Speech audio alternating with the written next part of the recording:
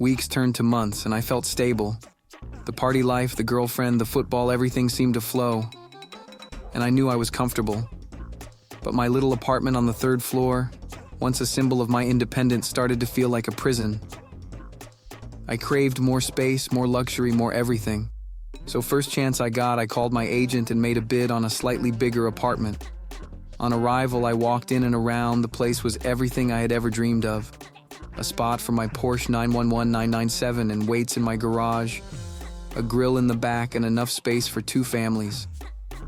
It was a playground for a young man with more money than sense.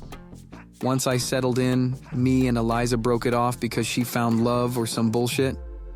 I heard she was getting married to the poor guy, even got herself knocked up. Well, whatever, I was rich, famous, and young and had parties to throw. And on one night, I threw a party. And not just any party, a rager that would become staff of legend. The guest list included my teammates, celebrities, models, and anyone who was anyone. Music blared, drinks flowed, and the air was thick with the scent of success and excess. It was a night of revelry, a celebration of the best Notts County player. I stood by the entrance, greeting each guest with a smile and a handshake. My heart raced with anticipation as I caught sight of her, the woman who had once been my world.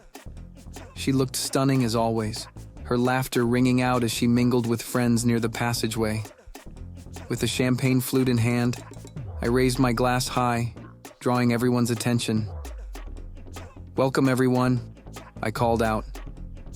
"Here to an afternoon of celebration and unforgettable memories."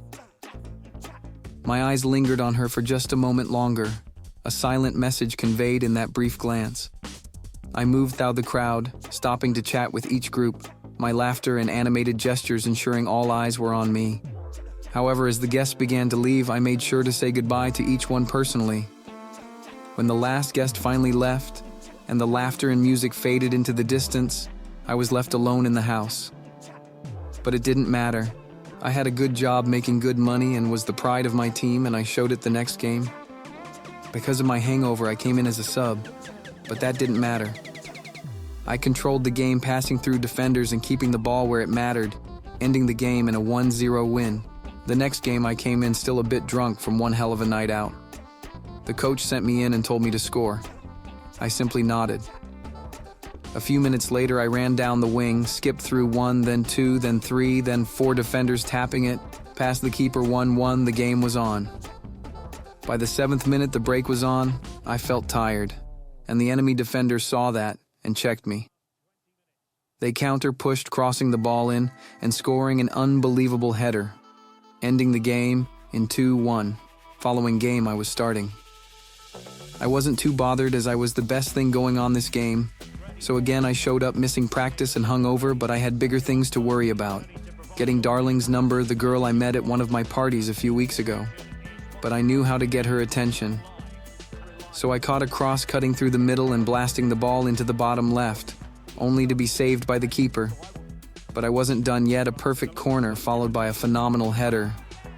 1-0. Did she see that I thought how impressive I am?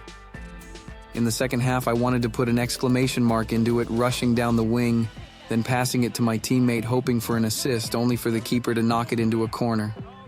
Fine, I'll do it myself, I thought. And again, a phenomenal header. 2-0. The game ended in a 2-1 win, but I knew she saw me play. As the season progressed, the goals kept coming. 20 to be exact. Each one more thrilling than the last. There was the diving header that clinched a last-minute victory, the audacious chip from outside the box that left the keeper stranded, and the unstoppable volley that sailed into the top corner. Each goal was a testament to the hours of training, the relentless drive, and the unwavering belief in my abilities.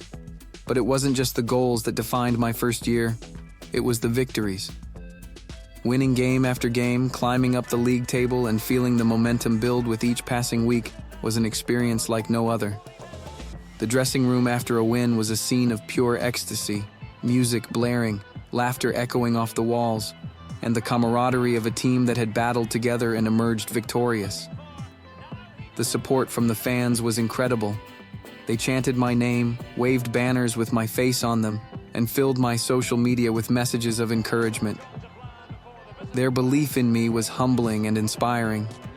After every game, I made it a point to walk around the stadium, thanking them, sharing in the connection that went beyond the pitch. And to make it better in the closing games of the season, I had Darling's number. But as the season came to the last few matches and the excitement began to wane, I noticed a shift in my routine. The intense drive I had at the beginning of the year had all but disappeared, and I found myself enjoying the perks of fame a bit too much. Late nights out, lavish parties, and the adoration of fans became too normal. My dad, always my biggest supporter and harshest critic, noticed it too. One evening, after a particularly celebratory night out, I walked into my house. The house was quiet, but I could feel the tension as soon as I stepped inside. My dad was waiting in the living room, his expression a mix of concern and disappointment. "We need to talk," he said, his voice firm. I sighed, knowing what was coming. "What is it, Dad?" He stood up, facing me squarely. "I've been watching you these past few months. In a way, you're on top now, but I see you slipping. You're getting comfortable, and that's dangerous." I bristled, defensive.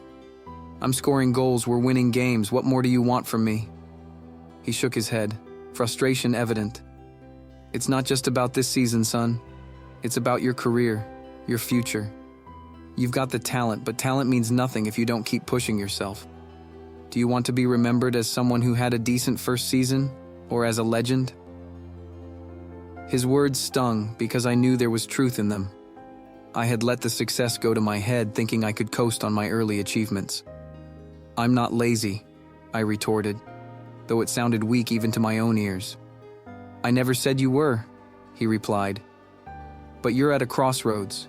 You can either keep working hard and become the best, or you can enjoy the moment and risk becoming just another player." The silence that followed was heavy, the weight of his words sinking in. I had a choice to make, either prove him wrong or admit that I had lost sight of my goals. "I'll bring them to playoffs," I finally said, meeting his gaze. "I'll show you,"